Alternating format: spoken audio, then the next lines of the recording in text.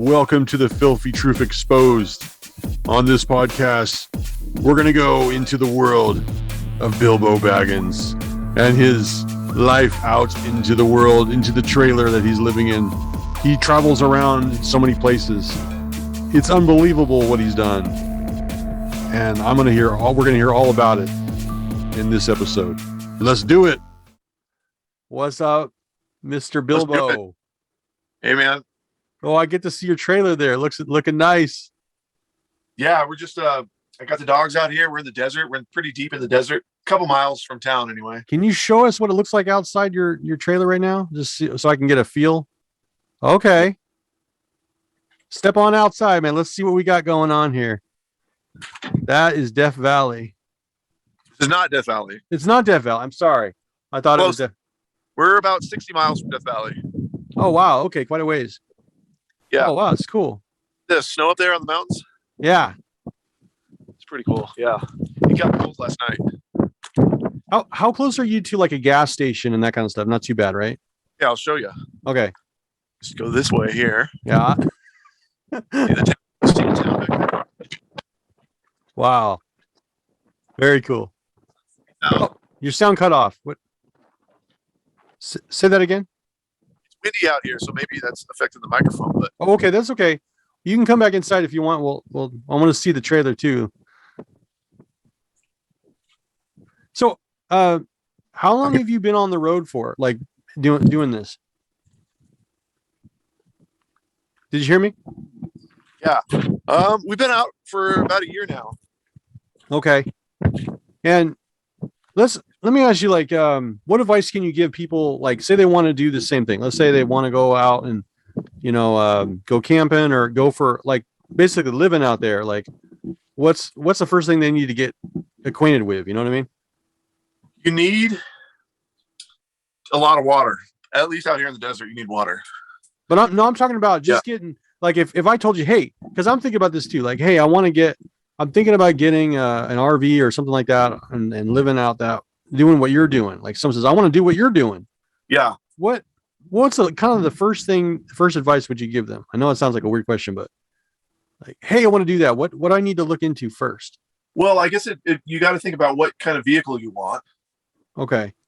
I mean, that's the main thing is you need a good, whatever vehicle it is. Like I have a truck and trailer, but some people might want a van or they might want, an RV that's, all in one sort of thing. And then the size of it, the length of it, what sort of size you need. Okay. That's your main piece of equipment. So that, that's the biggest thing to think about really. So cause I get a little confused. Like, I don't know what a fifth wheel is. And like I obviously know what a van is. I know what RV is, but I've seen, there's the camper, there's so many different variations. So can you just kind of go over a couple of different things that people can get into, like for purchases, like what they could get? Yeah. I know mostly about trailers because that's what I have. So, look about how to hook it up and change the tires, stuff like that. Okay. But then there's all these different classes, like class A, B, and C. But basically it's like the motor is attached to your home, and that's like a standard kind of motor home, that grandma and grandpa ride around in. Some of them it's like a bus, right? Like a big, like as big as a bus. And some of them are pretty plush too. I mean, I've seen some of them. They look really nice. They could be really expensive too, right? I mean, they can be pretty pricey depending on what you get. And then a fifth wheel it's a trailer, but it's attached to the bed of the truck, the inside of the bed, right? So I'm actually like a traditional trailer. It's hooked up to the hitch on the back of the bumper of the truck. So I pull it behind, and it pivots behind the truck. Whereas a fifth wheel, it's attached inside the bed of the truck, so it pivots from inside the bed. And those are usually they're really big. They're a lot longer. I understand. This trailer is like 20 feet, but a fifth wheel is going to be like more like 30 feet plus. So would you say, though, like one of the advantages of what you have is that you can detach and then you just drive your truck, and then that way, I mean, also you have some flexibility. You could tow other vehicles, or if you want to just put stuff in your truck, you could do that. Whereas if it's all like one unit, it's kind of like you're stuck with this thing, right? I mean, that's kind of the bad part of it. Am I right about that? Or yeah, that's a good way of thinking about it. Like with the truck, I've got a 4x4 truck, so I can detach and then go drive out in the desert with just the truck if I want. But if you had a traditional motorhome style, you can't really 4x4. You can't. There's a lot of places you can't go at all. A van, you can get a 4x4 van. Yeah. You can get a lift on it, and then you can go even more places than I can with my trailer. Of course, it's a lot smaller. And they do have off-road style trailers too. This trailer's not off-road style. Sure. But they have ones that are lifted, a trailer that's lifted, and the tires, it's got some beefy tires on it too. You can get that set up. Sounds good. So if let's say I go out, I buy a van, I'm like, yeah, I want to do this. And I guess you can go, like, are there certain places, have you seen some sites where they talk about, there's got to be some like, what do they call that? Like to build, have it set up, I guess. Is it pretty difficult? I mean, or is it something you should just take it to a professional and like, can you do it yourself? Or like, you think it's impossible? It's pretty difficult. Yeah, that's a good question. I mean, I've never done it, but I mean, I've watched a lot of YouTube videos basically about van life, and it looks like fun. And the best advice I've seen with vans is to get a van that's basically got nothing inside. It's just an empty cargo van. Sure. So you start with a good van, a good engine, and a good conditioned van, but it has nothing inside, and you live out of that, just with a sleeping bag and a couple pillows or whatever. And until you find out what you need, because everybody needs something different. And then you can decide, like, do I want to build the shelves? Do I need a sink? Do I need a gray water system? Do I want a shower? Do I want a bathroom? What kind of bathroom setup do I need? So that way you're building it as you go. So it's built custom for you. And then, there's a lot of van companies now that will build out the inside. They'll customize it for you. And of course that's going to be more expensive than doing it yourself. But there's a lot of options now. And a lot of people are doing this lifestyle out here. It's pretty much a mix of like 50-50 vans, and then the rest is like trailers and motorhomes. Sure. So what about, let's just, not to get too detailed, but like break down the cost a little bit. Like, like kind of like, what would you, if you had to go 10 miles down the road, what you'd end up paying in gas, and kind of like insurance, like, do you have to have special insurance? Or what about something like where your vehicle breaks down? Can you get it towed? Or, those kind of costs, like, just to get initially set up and your overall everyday cost. Also, like the expenses of like where you stay and how much you end up paying depending on that. I know it's a lot of questions in there. Bam! Like there's just so much, but there's so much we got to learn. You know what I mean? I'd say most of the things you brought up, I mean, they're pretty customizable. Like if, depending on how far you want to drive, then of course you're going to pay more or less gas. So you can, choose the places you go, less hilly places or flat places or hilly places, is going to affect your gas mileage. Pulling a trailer, it does use a lot more gas. That's why a van is pretty smart, because you're not going to use that much gas. You can go pretty far. You got 2 dogs, right? I got the 2 dogs. So van life for me, it looks really attractive, but me and 2 dogs inside one small van could be kind of cramped, in certain cases. Yeah. Yeah. But then the expenses, it's regular stuff like groceries and things like that. Yeah. I have like, you can get like, AAA or whatever, you can get a package where it's like, if you have a breakdown, you can get tow services and stuff like that, in case you have a breakdown, you need some assistance. So what about like when you, like basically the cost of when you have to stay somewhere, where you get full, like say your water and that kind of stuff versus what's it called? A docking? Is that right? Yeah. Well, that's what we're doing right now is we're boondocking. And it's it's free. We're on BLM land, which is Bureau of Land Management. Okay. And it's federal land, it's public land. Anybody can come out here and you can stay generally up to 2 weeks in one area, and then you got to move like a certain distance or whatever. Yeah. So that's totally free. Now, if you stay at a campsite, you want hookups so you can dump your sewer. I got my this is my sewer hose back. Yeah, let's take a look at that. Okay. Can we see this? Can we see that? Sewer hookup here. There it is. Okay. So you can dump all your waste, your gray water, and your black water right there. And then you can plug in at a campsite. You get AC power here. This charges your batteries and everything. Nice. So where's your backup power? Like you have backup power somewhere? Put your water in here. Wait, say that again. This is where your water goes. You can hook up to the water connection at a campsite. Oh, wow. It's right there. I didn't realize it was on the outside. Yeah. Oh, that's nice. I'm so stupid. I thought, what I thought that you had?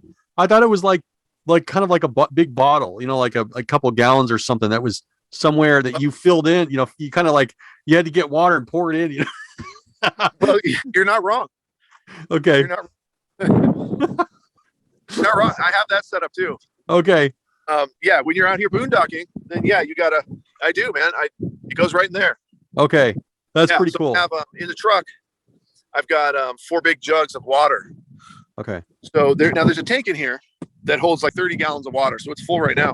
But when it's empty, I got to get those jugs out from the truck. Okay, so And can then we get? Would it be possible to get like a little tour of your trailer? Like, just I want to ask you a bunch of questions. What you got first? Like the drawers or whatever. You know, the cupboards. How do you make it so stuff doesn't fall out? You know, when you. Yeah. I always wondered about that. And I want to see your bed situation. What you got going on? It does fall out. I have a DVD collection that I travel with. Okay. And so it's got these bars here. And these bars you just slide these bars out like that. Oh, okay. But I was on a bumpy road the other day and I guess one of the bars popped loose. It was falling, yeah.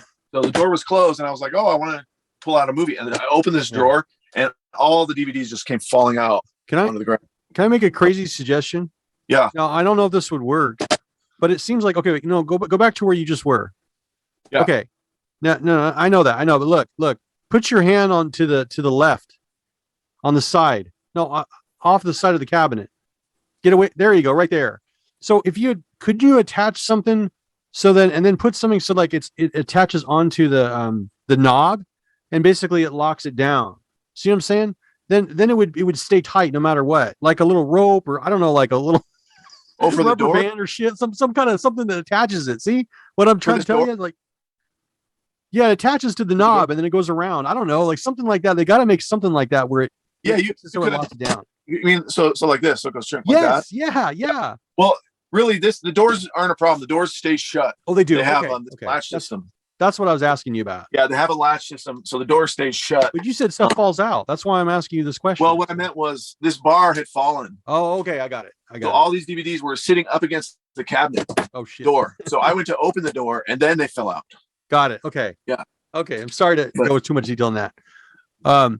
So let's take a little tour through your trailer there. So let's see. That's your bed. Yeah, go ahead and show me what you want to show me. A lot of cabinets. Nice. Lots of cabinets. Yeah, there's a couch under this tarp. Couch. Okay. Pretty nice couch. It's pretty cool. It folds out into a bed, so you can have 2 more people sleep there. Is that a shade right there? Is that like you can bring down the shades or something right there? This? Yeah. Okay. Oh, blind. Yeah. Nice. Yeah. So for privacy and stuff. Yeah, there's a window here. You open this from the outside, and it'll let light in there. Okay. Yeah, all the windows have shades. They got their own shades. Okay. Oh, and there's your sink. I want to check out your sink situation going on. Yeah, I see some spices. Regular size kitchen sink. Hot water. You can have hot water if you want, cold water. Spice rack. Yeah, spice rack. Then there's more cabinets down here too, along the floor. Cool. Got heater vents on the floor. And where does that heat? How are you getting that heat? I know it sounds like a weird question, but how you get your heat, outside bro? There's a heater. There's a heater in the trailer, and it runs off of propane. Okay, so the heater's running off of propane, and you don't need to use it now because it's nice out there, right? Yeah, I mean, last night it got pretty cold, but I just grabbed another sleeping bag to keep warm. But wow, I do use it. Amazing. I didn't realize the heat came from the floor like that. That's so cool. Yeah, there's 3 of those vents in the floor. So yeah, there's more cabinets up here with food. You got food up here. Okay. Oh, I want to eat these later, actually. Hold on one second. I gotta pop. Okay, so this is a continuation of the trailer, what we got going on. I think we got a little more on the tour, I think, to see what else we got going on over there. I see a microwave. Yeah, it's a real microwave. Wow. Yeah. Whenever you're plugged into shore power, then like at a campground, then I can run this. Also, if I'm hooked up to the generator, the gas powered generator, then I can run the microwave. So where is your generator, by the way? It's in the bed of the truck. It's in the okay. It's in the bed of the truck. Yeah. Oh wow. So it's actually internal then. No. Portable. It's a portable generator. It weighs about 40 pounds. And it's in the bed of the truck. Okay. Yeah, it's just there for storage, and then when I need it, I bring it out and set it out in the desert. I see. And you have to put gas into? Yeah. Okay. Pretty simple. All right, that makes sense. And that's your cooktop you got going on there. Yep. It's got three burners. Nice. 3 burners. Pretty normal. Runs on propane. Okay. Yeah, I cook on that every day. And now what about you? You have air conditioning as well, right? Yeah, there's an air conditioner up here. That only runs on shore power. So when I'm plugged into a campground, I can run this. And also it runs on the generator. So when it gets really hot out here in the desert, then I bring the generator out and I run the air conditioner on that. When it's like 95 degrees, something like that outside, then usually I'll bring the generator out and I run the air conditioner all day. I gotcha. That's pretty cool. Okay, and you got a table there to set up. What's in the back? Yeah. Okay? Ooh, nice. That can be broken down and Right. Yeah, that turns into a bed, 2-person bed. very cool. You got your TV set up. Yeah, I got TV. What's up above TV. there? What is that? Up here is I got some 12-volt outlets. So this runs off the solar panels up on the roof. Okay. So I can charge little batteries. Like here, I'm charging a battery. This is my PlayStation. Very cool. So, okay, so I want to see your bathroom situation, like, and then I want to talk to you about laundry, like all that stuff. Like, how do you take a shower? Like, how much water does it use and all that stuff? Okay. Was that your fridge? Yeah, this is the fridge. Oh, I want to see the fridge. Let's see what's in the fridge. Yeah, this is the fridge. What do you got in there, bro? I see some condiments. A little bit of everything. Yeah. Some cheese. Got cheese, pickles. Nice. Bunch of eggs. Yogurt. And that's all. Okay. Yeah. Very cool. I got a freezer. So lots of good stuff in there. Yeah, burritos, burgers. Everything. Chili, pot pies. Looking good, man. And that's the power from that. Is that the generator running that stuff? Yeah, the generator will power this, but it's basically running off of a little bit of electricity from the solar panels and mostly running off of propane. Okay. So it doesn't use a lot of propane, but it keeps everything frozen and cool. I see. With just a little bit of propane. I have a question for you on the 1 second before you show me that. I want to ask you about the solar. So can you get a setup so that it can run the fridge and the freezer completely without any source of power, or no? Would it just depend on the day, like whether how sunny it is, or it depends on your how does that work? You can. Yeah, no, you can. This system needs propane, or you got to be plugged into the generator or shore power. Okay. Yeah. So basically, yeah, I need propane to run this out here in the desert. But you can get fridges that run just off of solar. Yeah. Got it. Very cool. When you bought your trailer, 12 volt. did it have all these things basically, or did you have to put some of the stuff in? It had a lot of stuff. I had to put in the solar panels. Here you can see this is the solar controller here. So this. Oh yeah. Can you see that? Yeah. That is so cool. So that's where all the solar power comes in and keeps my batteries charged up. There's 2 batteries on the front of the trailer that power everything in here. Yeah. I mean, if you didn't have all that stuff and you had to say you have a van and you had to put all that stuff in, you're dealing with major space constraints, right? So right. So it's going to be a little bit different, but yeah, I mean it's doable, right? But it's going to be a little bit expensive once you get like a little fridge in there and everything. Yeah, for a van setup, what a lot of people do is they have these. They're basically like the size of a cooler. Okay. They're smaller than what I've got here, but probably about half the size. And it'll just do either freezing or fridge. It'll keep stuff cold or frozen generally. Right. I think they have some that are split, but those will run off of 12. You can get some that run off of 12 volts. Yeah. So they're smaller and it's cheaper than a regular size fridge. Yes, you got a sink. And then a shower. There's a shower. Okay, toilet. Where's your shower at? This is it right here. Wait, that comes down. The washing machine. So where do you stand to take a shower at? Well, you take the washing machine out. Oh, okay. And then you stand right here. Oh, now I see it. I see the drain. Okay. Is that thing heavy though when you take it out, or? This is separate. This I got on Amazon. It weighs like 30 pounds or something like that. Wow. So yeah, it's got a spinner in there and a washer. Okay, so I can wash my clothes. So then the issue is, how do you get the clothes dry? That thing spins it, right? So it kind of makes it damp. But you're out in the desert, it's no big deal. You have like a clothesline or something that you hang it? Yeah, exactly. Yeah. They come out a little damp. Okay. And in the desert, I can just hang them up in the trailer, just put them on hangers and hang them from the cupboards. Okay. Or run a clothesline inside and hang them up. Or I can stick them outside if it's not too windy. I'll put them outside and they'll dry off in minutes. So what if it's cold though? I mean, how are you going to dry the clothes when it's... Yeah. That's a challenge. Is it all just indoors? Are you just based on the heat inside that you're drying it that way? Yeah. When I was up in Washington, it's so wet outside. It took a long time to dry my stuff. Yeah. But if you run the heater, then the floor heats up in here pretty good, and that'll dry the clothes pretty quickly. But it still takes a while. I see.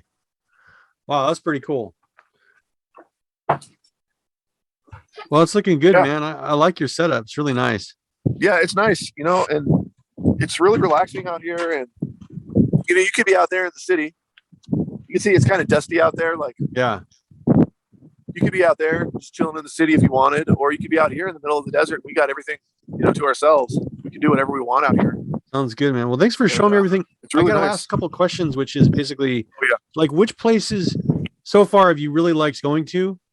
And then hopefully I'll post some of the footage of some of these places and what you liked best. And where you plan to go later on. Like what's the future? You know what I mean? Yeah. Well, every state that we've been to most, I don't know, six or eight different states lately. New Mexico, Colorado, Arizona, they all have their own little special spots. Colorado was really amazing. There's a lot of BLM camping out there and different types of environments. We just got back from Death Valley. Did you go? Which was really worth it. Did you go to White Sands, New Mexico, by chance? No, we drove past it. Yeah. I was hoping you'd go there. It's a cool place. Yeah, I think that's a national park or something like that. Okay. So I didn't have a national parks pass, but now I do. This time I do have a pass. So we might end up going there. We're thinking about going to the Grand Canyon. Okay. In Arizona. Where are you thinking about going later? Have you thought about going out east? I don't know, like Vermont or something, or like I don't know, Ohio. Would you ever go out that way? I don't have any plans to. No. Yeah. Okay. I'm not familiar with that area over there. Like, and when I look on a map, there's some apps you can use that show you the different places to camp. But when you look on a map, that area there's not as many mountains. It's not as exciting to me. I'm sure there's tons of great places, but that's the only reason I'm not really heading there. So I'm just not super excited about it right now. Well, there's so much around here. I will tell you, I've lived in a lot of places and I've traveled a lot. Yeah. And by far, like Washington, Oregon, and the Midwest, those areas are really nice. Basically the Northwest, you don't even have to leave it, and it's got everything you ever possibly could need. You know what I mean? Yeah, really. There's so much exploring you can do. Say that again. There's so much exploring you can do. There's so many places to go. Yeah. That's so true. Well, I gotta say, your place is really nice, man. It's got so much. I'm sure there's so many more things that you can show me, but we can do that in another episode. But man, I love it. I guess it's just it's a little bit pricey at first. I guess it depends on your budget, what you plan to do, and how long you want to be out there. But what are some good resources to go to? Like, would you say for instance, like for the van rebuild, are there certain YouTube channels that you like to go to, or what would you say is? Oh yeah, for the van building, there's some good ones. There's one called, of course, the big one is Van City Van Life. This guy Chrome lives in Canada, and he's got a pretty big YouTube channel based on van life. There's a couple other ones that I watch. Tom Green was doing van life for a while, so he's got he has some really good videos that it's more about the scenery and the adventure than actually the van itself. But he had a studio, like a little studio in there, music studio inside of his van. So I thought that was pretty cool. And then also there's a van life channel called Sharing the Wild, which is also another Canada one. Yeah. I like that one too. Well, I think we just start, what do you call it? Like getting together with different people that do the same thing, you know what I mean? And all hang out, and share stories and stuff. I think that'd be really cool, so. Yeah, there's some get-togethers, down in Quartzsite, Arizona, not too far from here. Yeah. There's some get-togethers where, people that are nomads doing the nomad lifestyle. Oh, that's something people should check out too, is that movie Nomadland with Frances McDormand. Oh yeah, I love her, man. She's great. It won the best picture, I think, like that. Yeah. Like last year. Yeah. That's a fun movie based on van life. Yeah. So true, man. I'm gonna check that out. So, all right, well, that's good for now. But any last words you want to say? And come on out, get outside. Like, it's a good time to get outside, get some sun, get away from any stressful things that's going on in the city. Like, it doesn't mean much out here. It's different world. There's a sense of peace, and tranquility. That you just can't. Yeah. Whatever you're looking for, you can find it out here, somewhere out in nature. You can find what you need. Yeah, somewhere. So cool. So, all right, well, that's the end of that. So, as always, like and subscribe, and catch us on the next one. Right. So, bye for now. Bye for now. Okay, I'm gonna hit the stop recording here.